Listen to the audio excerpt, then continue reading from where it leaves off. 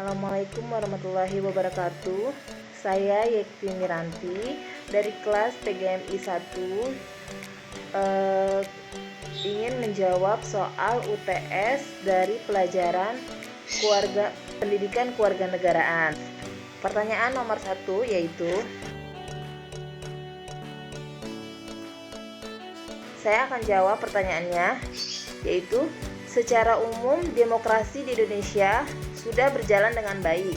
Namun adanya partai politik dan sistem pemilihan umum, tetapi secara mendalam demokrasi belum berhasil diterapkan secara penuh. Demokrasi belum berhasil diterapkan secara penuh karena banyak anggota perwakilan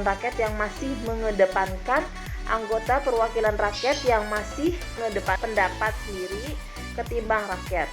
Rakyat juga masih mengalami kesenjangan sosial dan ketidakmerataan penduduk serta pendidikan, sehingga rakyat masih kesusahan untuk demokrasi. Jawaban saya, karena Pancasila merupakan hasil perenungan jiwa yang mendalam yang dilakukan oleh para pendahulu kita, yang kemudian dituangkan dalam suatu sistem yang tepat.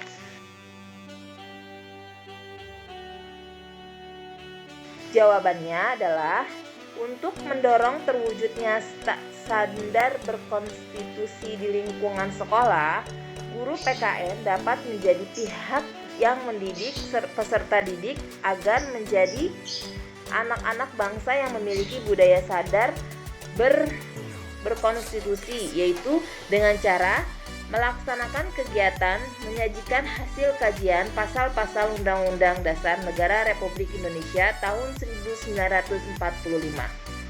Dengan praktek kewarganegaranya diantaranya, pertama, membuat poster tekad mempertahankan pembukaan Undang-Undang Dasar Republik Indonesia tahun 1945.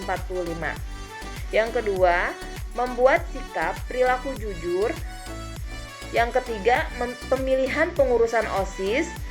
Dan yang keempat, membuat ikrar atau janji untuk mempertahankan Pancasila sebagai dasar negara. Dengan langkah ini, diharapkan siswa memiliki keterampilan penyajikan hasil kajian isi pasal-pasal Undang-Undang Dasar Negara, Undang-Undang Dasar 1945, dan siswa dapat mengaplikasikan perbuatannya, sikap, serta tingkah laku sesuai dengan ketentuan-ketentuan atau peraturan yang berlaku, baik di lingkungan sekolah, keluarga, ataupun lingkungan masyarakat.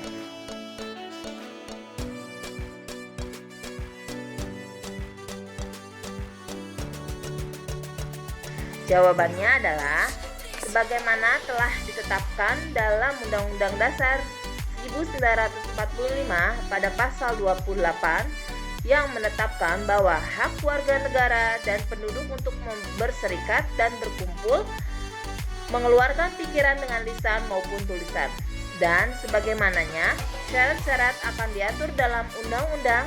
Pasal ini mencerminkan bahwa negara Indonesia bersifat demokrasi pada para pejabat dan pemerintah untuk bersiap-siap hidup setara dengan kita. Harus menjunjung bangsa Indonesia ini kepada kehidupan yang lebih baik dan maju, yaitu dengan menjalankan hak-hak dan kewajiban dengan seimbang, dengan memperhatikan rakyat-rakyat kecil yang selama ini kurang mendapat kepedulian dan tidak mendapatkan hak-haknya.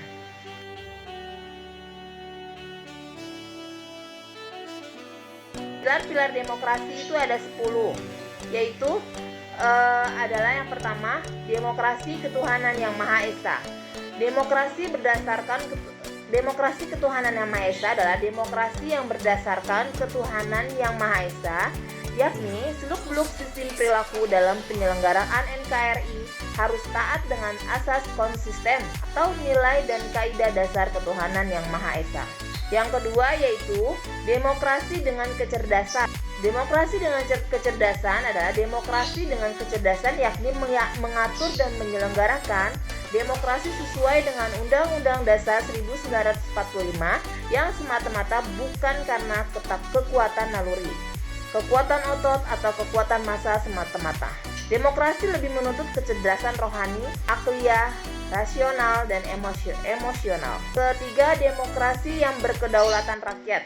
Demokrasi yang berkedaulatan rakyat yakni kekuasaan tertinggi berada di tangan rakyat dan dengan prinsip rakyatlah yang memiliki dan memegang kekuatan itu. Kedaulatan rakyat tersebut dipercayakan kepada wakil-wakil rakyat. Selanjutnya yaitu nomor 4, demokrasi dengan rule of law. Demokrasi dengan rule of law memiliki 4 makna penting yakni kekuasaan negara Republik Indonesia harus mengandung, melindungi, serta mengembangkan kebenaran hukum atau legal root, bukan demokrasi ugal-ugalan, demokrasi legalan, atau demokrasi manipulatif. Yang kedua, kekuasaan negara memberikan keadilan hukum, bukan demokrasi yang terbatas pada keadilan moral dan pora-pora. Ketiga, kekuasaan negara menjamin kepastian hukum, bukan demokrasi yang membiarkan kesemerawutan atau anarki.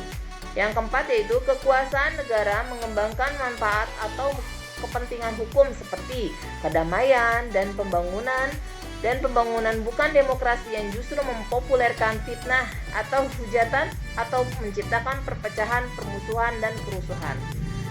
Yang kelima yaitu demokrasi dengan pembagian kekuasaan negara. Demokrasi dengan pembagian kekuasaan negara harus diserahkan kepada badan-badan negara yang bertanggung jawab sebagai pemisah kekuasaan dengan sistem pengawasan dan perimbangan. Yang keenam yaitu demokrasi dengan hak asasi manusia. Demokrasi dengan hak asasi manusia bertujuan untuk meningkatkan martabat dan derajat manusia seutuhnya. Yang ketujuh yaitu demokrasi dengan pengadilan yang merdeka. Demokrasi dengan pengadilan yang merdeka menghendaki pemberlakuan sistem pengadilan yang merdeka, yakni memberikan peluasan seluas-luasnya pada semua pihak yang berkepentingan untuk mencari dan menemukan hukum seadil-adilnya.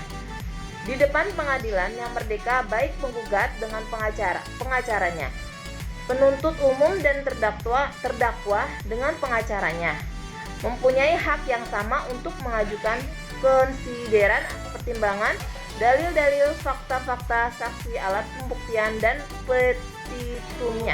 Yang kedelapan adalah demokrasi dengan otonomi daerah. Demokrasi dengan otonomi daerah memberlakukan pembatasan terhadap kekuasaan negara, khususnya legislatif dan eksekutif dalam Undang-Undang 1945. Memerintahkan dibentuknya daerah otonomi pada kabupaten atau kota provinsi. Yang kesembilan yaitu demokrasi dengan kemakmuran. Demokrasi dengan kemakmuran ditunjukkan dalam membangun negara yang makmur untuk rakyat Indonesia.